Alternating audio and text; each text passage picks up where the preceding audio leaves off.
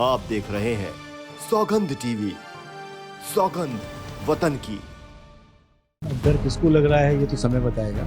मणिपुर मणिपुर मणिपुर कहने से कुछ नहीं होगा। यही केजरीवाल कहते थे ना कि हम कसम खाते हैं अपने बच्चों की कि हम कांग्रेस के साथ नहीं आएंगे। वही लोगों को वो गाली देते थे, मुलायम सिंह से लेके लालू यादव तक, आज उन्हीं के साथ हाथ जोड़े खड़े हैं। भारत मतलब इंडिया और इंडिया मतलब Bharat. Reserve bank of India वही रहेगा। अब कहीं हम भारत भी यूज करने लगे, प्रेसिडेंट ऑफ भारत आपको इन्वाइट करता है तो क्या दिक्कत है। बहुत सारे चोर इकट्ठा हुए और उन्होंने अपने चोर दल का नाम रखा पुलिस। घोटाला वो होता है जैसा केजरीवाल ने किया है। राहुल बाबा अभी और थोड़े 5-10 साल 15 साल 20 साल मैच्योर होने दीजिए। नमस्कार, आप देख रहे हैं सौगंध टीवी और मैं हूं आपके साथ आशा शर्मा। दोस्तों, देश में नया संसद भवन को लेकर प्रधानमंत्री मोदी का रोना, उनके आंसू और उसके बाद विपक्ष में हलचल और उसके बाद महिला आरक्षण बिल का आना और उसके ऊपर फिर से घमासान। ज्यादा बातचीत के लिए हमारे साथ मौजूद हैं प्रवक्ता शुभेंदु शेखर अवस्थी जी। उनसे बात कर लेते हैं। बीजेपी दफ्तर में हम इस वक्त पहुंच चुके हैं। अवस्थी जी, एक बात बताइए, इतना हंगामा, एक आधा अधूरा, अखिलेश यादव बोल रहे हैं आधा अधूरा बिल जो है वो पेश कर दिया बीजेपी डर रही है क्या वाकई में? अब डर किसको लग रहा है ये तो समय बताएगा। जब इससे पहले 2010 में ये बिल आया था और राज्यसभा में पेश हुआ था और लोकसभा में पेश नहीं हो पाया, उस समय क्या कारण था? यही तो मुलायम सिंह जी क्या कह रहे थे, इन लड़कियों को ज्यादा मत चढ़ाओ, ये सेंटेंस थे उनके। तो उनकी जो मानसिकता है, उनके पिताजी की जो मानसिकता थी, वो कहीं पर भी भारत में महिलाओं को कोई भी आरक्षण देने के पक्ष में कभी नहीं रही और वो कभी नहीं चाहते थे कि महिलाएं भारत में आगे बढ़े। ना ही उनकी पार्टी में, आप देख लीजिए, कहीं भी महिलाएं नहीं दिखती हैं। जो कुछ है वो उनकी फैमिली की हैं और उनकी विचारधारा में भी नहीं जुड़ता है ये बात। तो ऐसा लालू यादव जी ने भी कहा, ओवैसी साहब भी कह रहे हैं।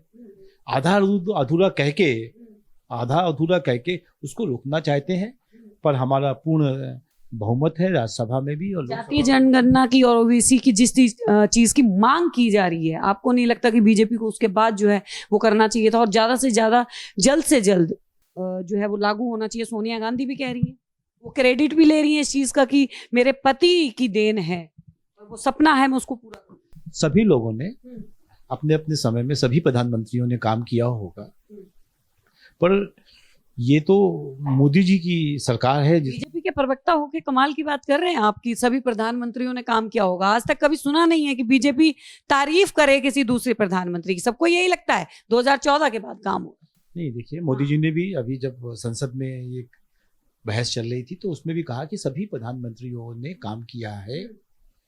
सबकी नीति अलग अलग हो सकती है पर नियति किसी की भी खराब नहीं थी। जहां तक आपने जातीय जनगणना की बात करी है, आज तक 15 बार जनगणना हो चुकी है और जातीय आधार पर 1942 में हुई थी। द्वितीय विश्व युद्ध आया, उस समय पर उसको ओपन नहीं किया गया। उसके बाद 51 में, 61 में फिर जनगणना हुई पर जाति जनगणना नहीं हुई, ना ही उसके डिटेल दिए गए। जनगणना में खाली हम लोग SC ST और माइनॉरिटीज को ही कैलकुलेट करते हैं और टोटल नंबर्स को कैलकुलेट करते हैं। 1978 में मंडल कमीशन की भी रिपोर्ट्स को इंदिरा गांधी ने नहीं माना, उससे पहले जवाहरलाल नेहरू जी ने नहीं माना, उसके बाद राजीव गांधी जी ने नहीं माना, उसके बाद BP सिंह खुद आए, मंडल कमीशन को लगाने की कोशिश करी। आपको मालूम होगा भारत में कितना झगड़ा हुआ और किस तरीके से बंटवारा हुआ। 2010 में खुद कांग्रेस ने जनगणना कराई और उसके भी डिटेल नहीं दिए। राहुल गांधी जी कह रहे हैं कि उसके जो हमने जनगणना कराई थी उसको ओपन कर दीजिए। यदि उनको ओपन करना था तो उन्होंने खुद क्यों नहीं किया जनगणना के बाद? तो सबको मालूम है उस समय पर कहते हैं ये मौली साहब थे लॉ मिनिस्टर, उनको कहा होम मिनिस्टर ने कि ये जो जनगणना के रिजल्ट हैं ये बाहर नहीं जाने चाहिए, इससे देश के अंदर शांति भंग होगी। यही अजय माकन ने कहा था, PK बंसल जी सब लोग बैठे थे और कहा था कि जनगणना के से देश के अंदर बंटवारा होता है। और आज वही लोग जिन्होंने 70 सालों में या उसके पहले जनगणना के जो रिपोर्ट्स नहीं साझा किए, आज हमसे कहते हैं कि जाति जनगणना कराओ। कारण क्या है? मोदी जी को हटाना चाहे भारत के अंदर टुकड़े टुकड़े टुकड़े हो जाए। मैं ये नहीं कह रहा होना चाहिए या नहीं होना चाहिए, ये विषय दूसरा है, पर जिन्होंने कभी नहीं कराया आज हमको प्रश्न उठा रहे हैं। तो इसलिए मैंने आपको इतिहास में बताया, जवाहरलाल नेहरू से लेके और 2010 और उसके बाद भी। विपक्ष तो ये भी कह रहा है कि कहीं ना कहीं बीजेपी का इस कानून को अभी लाने का मेन उद्देश्य ये है कि कहीं ना कहीं मणिपुर की बात से जो लोग रोषित हैं उनके लिए, उन महिलाओं को, क्योंकि महिलाओं के ऊपर अत्याचार हुआ उस वक्त, चाहे वो पहलवानों की बात हो चाहे वो मणिपुर हो, उसके छुपाना चाह रही है बीजेपी, अपने आप को साफ रखना चाह रही है चुनाव के चलते। देखिए ऐसा नहीं है। मेरा ऐसा मानना है कि जब मोदी जी इस देश के प्रधानमंत्री बने तो सबसे पहला नारा उन्होंने यही बनाया, बेटी बचाओ और बेटी को पढ़ाओ। ये हमारी विचारधारा। मणिपुर में बेटी बची? देखिए बेटियां चाहे वो मणिपुर की हो, चाहे वो वेस्ट बंगाल की हो, चाहे वो राजस्थान, सवाल यही है, मणिपुर में बची। मेरा प्रश्न ये कह रहा हूँ, बेटियां बेटियां हैं। यदि उनके साथ कहीं भी दुराचार होता है, उसको चाहे मणिपुर कहिए, चाहे राजस्थान कहिए, चाहे वेस्ट बंगाल में इलेक्शन के बाद किस तरीके से 14,000 महिलाओं के साथ हुआ, चाहे छत्तीसगढ़ में आदिवासी महिलाओं को प्रताड़ित किया गया हो, महिलाएं सभी जगह की एक ही हैं। हमारे लिए सेंसिटिव आप मणिपुर मणिपुर मणिपुर कहने से कुछ नहीं होगा। हमारा दिल्ली की बात कर लेती हूँ, जंतर मंतर पे क्या? सुन तो लो, मैं तो कई जगह की बात कर रहा हूँ, हर जगह की बात कर रहे हैं। महिलाओं के साथ, बेटियों के साथ दुराचार ना हो, और उन्हीं बच्चों को, उन्हीं महिलाओं को जो आज 14-15% हैं पार्लियामेंट के अंदर, यदि 33% लाने की कोशिश की जा रही है तो उनको बढ़ाने की बात है, नेतृत्व की बात है। आज भी हमारे भारतीय जनता पार्टी की बहुत सारी प्रवक्ता गई हुई हैं बोलने के लिए इस विषय के ऊपर। मेरा ऐसा मानना है, भारतीय जनता पार्टी जो देश की आधी आबादी है जो महिला, उसको आगे लेके आना चाहती है। और मणिपुर के हिंसा के ऊपर और उसके बाद किस तरीके से मतई और बाकी दलों के बीच में झगड़े हुए, इन सब के ऊपर मोदी जी ने एक बहुत बड़ा अपना अविश्वास प्रस्ताव में जवाब दिया है। मेरा ये कहना है इन सब चीज़ों के ऊपर, कहीं की भारत के किसी भी कोने में, किसी के राज्य में भी, किसी भी धर्म की, और चाहे उसमें किसी भी पॉलिटिकल पार्टी की सत्ता क्यों ना हो, यदि दुराचार होता है तो आपके भी आंखों में, एनडीए गठबंधन से डरे हुए हैं तो लो, आपके भी आंखों में आंसू आते हैं और हमारे भी आंसू आते हैं। और डरने की बात है, सब लोग, जब आदमी को बहुत कमजोर होता है तो बार बार कहते हैं दूसरे लोग हमारे बहुत डरे हुए हैं, क्या डरना इनसे, ये सब मौसेरे भाई है। यही केजरीवाल कहते थे ना, आशा शर्मा जी, कि हम कसम खाते हैं अपने बच्चों की कि हम कांग्रेस के साथ नहीं आएंगे। और यही कपिल सिब्बल साहब की फोटो लगा लगा के वो ऑटो के पीछे कहते थे ये कितने चोर लोग हैं, वही कपिल सिब्बल साहब उनकी रामलीला मैदान में उनकी उसमें थे, वही कपिल सिब्बल साहब उनको बचाने की कोशिश कर रहे हैं, वही लोगों को वो गाली देते थे, मुलायम सिंह से लेके लालू यादव तक, आज उन्हीं के साथ हाथ जोड़े खड़े हैं, क्योंकि उनको डर है कि ये मोदी जी का जो ये पूरा भारत है ये खत्म ना कर दे। भारत बोल रहे हैं आप? बिल्कुल हम भारत बोल रहे हैं। भारत मतलब इंडिया और इंडिया मतलब भारत। ये सब चीजें, इनको हर चीजों से डर लगता।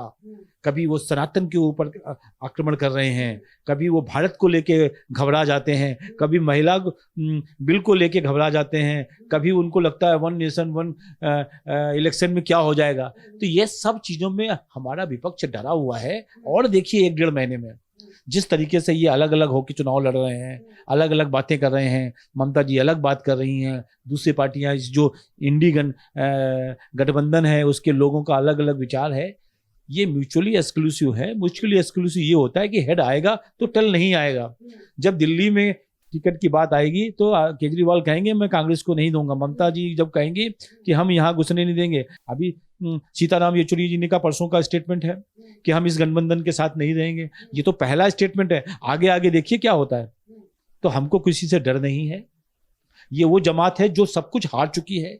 परिवारवाद की पार्टियां हैं, अपने परिवार को जिंदा रखने के लिए अपना जो खोया हुआ पैसा है, कहीं ना कहीं छुपा हुआ पैसा है, उसको वापस पाने के लिए सत्ता लोलुप लोग हैं। चाहे वो कांग्रेस हो, चाहे वो समाजवादी पार्टी हो, आम आदमी पार्टी हो या ममता बनर्जी हो। G20 के वक्त में अगर बात की जाए, जिस वक्त पे इंडिया और भारत का भी ये बीच में मुद्दा जो है उठा, हम लोगों के बीच में जा रहे हैं शुभेंदु जी, लोगों के बीच में अब इस बात का डर है कि कहीं बीजेपी जो है इंडिया का नाम बदल के भारत ना कर दे, क्योंकि कहीं ना कहीं हर नोट के ऊपर भी इंडिया लिखा हुआ है। उनका ये कहना है फिर से जो है वो कहीं नोटबंदी ना हो जाए। मोदी जी तुरंत डिसीजन लेते हैं। क्या वाकई में बीजेपी के मन में चल रहा है कुछ ऐसा कि भारत कर दिया जाएगा? ऐसा नहीं है। संविधान के अनुच्छेद 1 में लिखा है इंडिया अर्थात भारत। तो अभी तक ज्यादा यूज हो रहा था India, supreme court of India वही रहेगा, रिजर्व बैंक ऑफ इंडिया वही रहेगा। अब कहीं हम भारत भी यूज करने लगे, प्रेसिडेंट ऑफ भारत आपको इनवाइट करता है तो क्या दिक्कत है? जितना नाम इंडिया यूज होगा उतना इंडिया गठबंधन हो गया तो डरे थे कहीं ना कहीं, मोदी जी मानते हैं। क्या हुआ, बहुत सारे चोर इकट्ठा हुए और उन्होंने अपने चोर दल का नाम रखा पुलिस। तो क्या पुलिस हो जाएंगे वो? नहीं हो सकते। चोर का तो चोर ही रहेगा। जो विचार है, इसी तरीके से इतने लोग इकट्ठा हुए हैं अपना गठबंधन इंडिया रखने के कारण। अब क्या है, यदि कल को इनका दल विघटित होता है और एक दूसरे को गाली देते हैं तो हम कहेंगे इंडिया वाले टूट गए। तो इंडिया के ऊपर गलत नाम जाएगा। भारत की बात नहीं कर रहे, हम इंडिया गठबंधन कर रहे हैं जिसका नाम है I.N.D.I.A. इंडिया। मतलब ये लोगों ने जानबूझ के ऐसा नाम रखा है जिससे कि लोगों को लगे कि ये, जैसे हमने अभी आपको एग्जांपल दिया, चोरों ने अपना नाम, गुट का नाम पुलिस रख लिया है तो पुलिस नहीं हो जाएंगे। बीजेपी लगातार जो है विपक्ष की घोटालों की बात करती है। बीजेपी का आयुष्मान घोटाला, बीजेपी का चूहा घोटाला सामने आया है। सुना है चूहे घोटाले के बारे में? 168 चूहे पकड़ने के लिए 69 लाख रुपए खर्च कर दिए। एक चूहे की कीमत 41,000 रुपए। और अगर बात की जाए हमारे और आपके घर में शायद एक मामूली सी चूहेदानी से भी चूहे पकड़े जाते हैं। देखिए, ये सब विषय जो आपका चूहा पकड़ना है, क्या घोटाला है, ये सब हमारे को ना ही मालूम है, ना ही जानकारी है। आयुष्मान घोटाले के बारे में नहीं पता है। आयुष्मान घोटाला के ऊपर कोई जांच हो रही है। हमारे यहाँ पे मिनिस्टर ने खुद ऑर्डर किया है कि किस तरीके से कुछ लोगों ने कितनी भी पॉलिसीज लाती हैं, उन पॉलिसीज में कुछ लोग उसको मिसयूज भी करते हैं, उनको पकड़ा जाता है, जेल जाते हैं।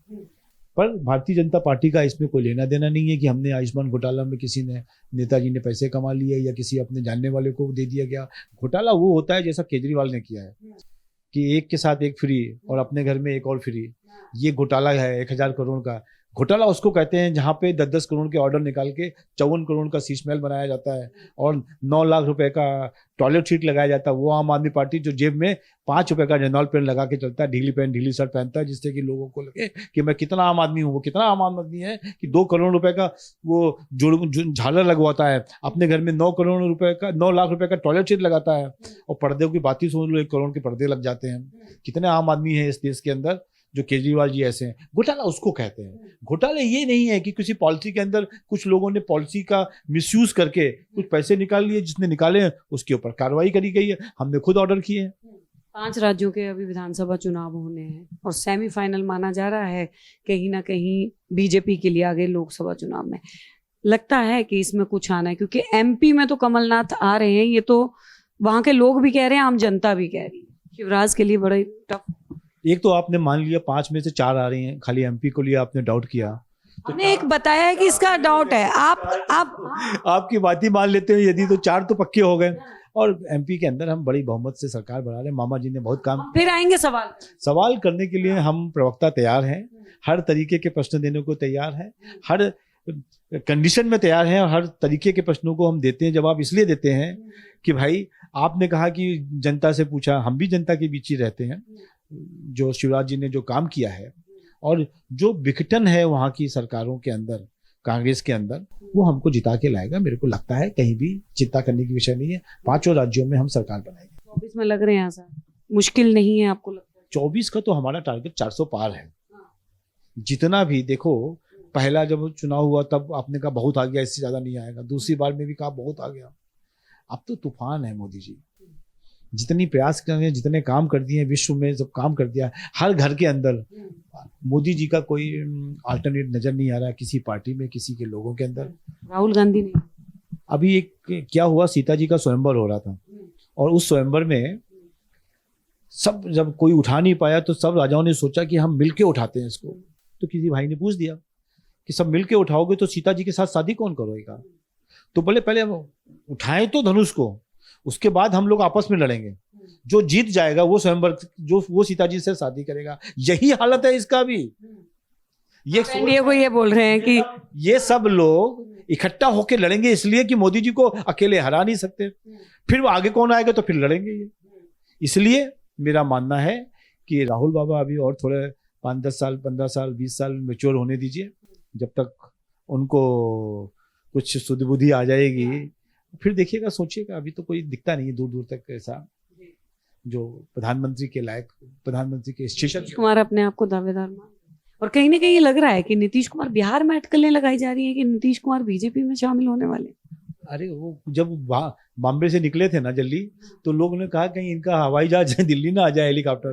तो ये सब चीजें तो चुनाव है, चलता रहेगा, कौन किसके साथ है कौन किसके साथ नहीं है, ये चुनाव तक आप रोज खबर सुनोगे। और इसको चिंता भी नहीं करनी चाहिए। जब हम चलते हैं, हाथी चलता है तो कारवां अपने आप बन जाता है, अब उसको बनता जाएगा।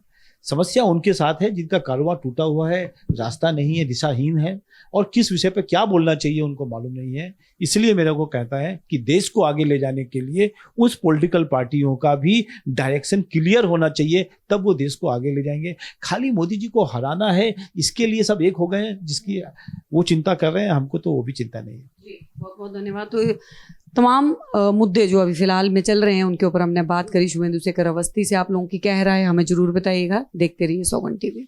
आप देख रहे हैं सौगंध टीवी, सौगंध वतन की।